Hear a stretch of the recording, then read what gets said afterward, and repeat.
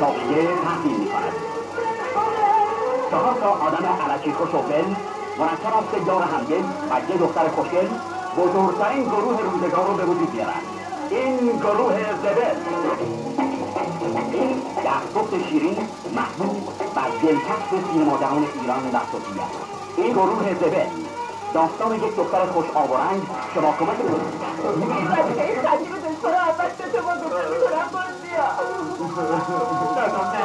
من نمیخوام بمیرم. ما مگه دور 1000 آرزو دارم. ای خدا آدم اینا کجا برم؟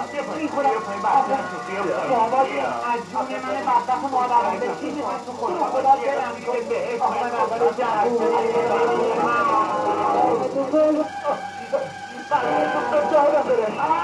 در این گروه زبل مشهورترین تبا کاوه تبا مجبور شوفر بشه، لباس عوض کنه و تغییر قیافه بده.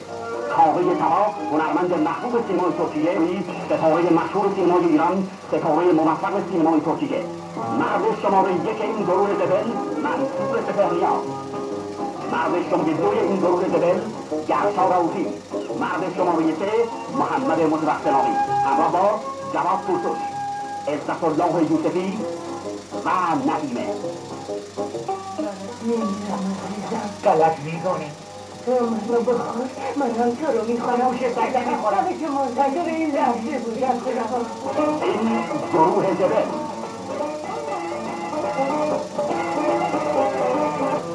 آدمی پول داره.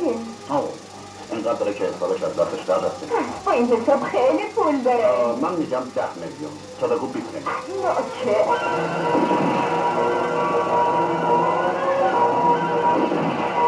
داستان بلا زرنگ و ناغلا که یه دفعه تو عمرشون شانس میارن و دو دستی به این شانس